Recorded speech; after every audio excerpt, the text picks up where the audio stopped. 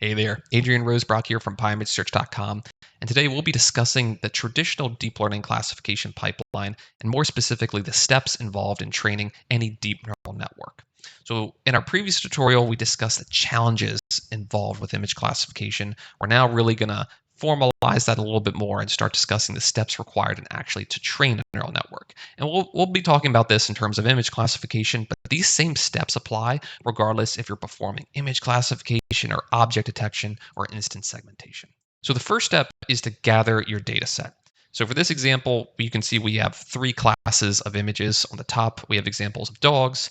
In the middle, examples of cats. And on the bottom, examples of pandas. So this is just a traditional three-class image classification problem. It can be extended to n classes, however many classes of data you have. So the general idea and how I like to organize these problems is that I like to have, a directory named dataset, for example. And inside dataset, there's a subdirectory for each of the classes. So you have dataset/dogs, and inside that directory is all your images of dogs. And you have dataset/cats, and that's all of your cat images. And similarly, you have dataset/pandas. That's all of your panda images.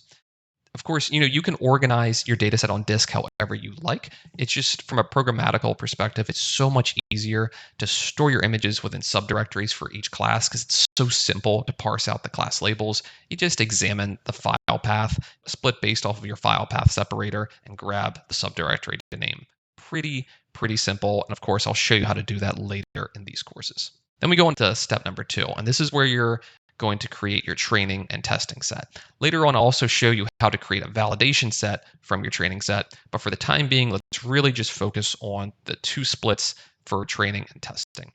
No matter what type of machine learning algorithm you're working on, you really need your training set and your testing set. The training set should be totally separate from your testing set. They should not overlap at all. And the reason for that is you don't want to introduce any type of bias into training your machine learning model, because that's like almost looking at the cheat sheet, right?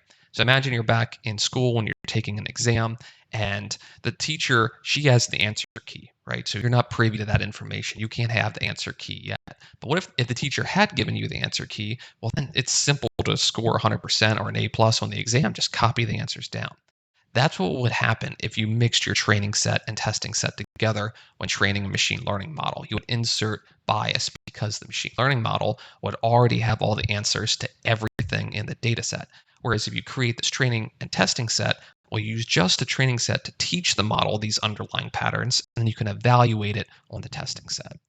Typical splits are you may use 25% for testing and 75% for training. You may use a third for testing and 2/3 for training, or you may use 90% for training and 10% for testing. Those are all pretty standard data splits.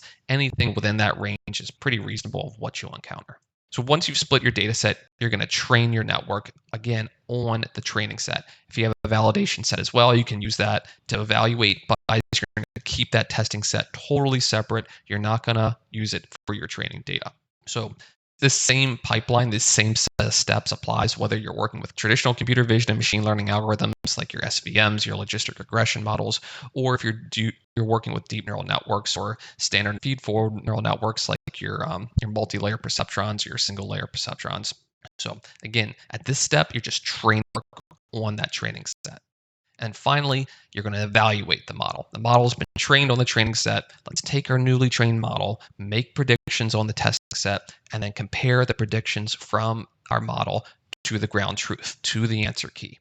From there, we can evaluate and see how well our model performed. So those are, at a bare minimum, the 4 steps you're going to see in any image classification pipeline or any object detection or instance segmentation pipeline. You build your data set, you split it in your training and testing sets, and optionally a validation set. You're going to train your model, and you're going to evaluate it.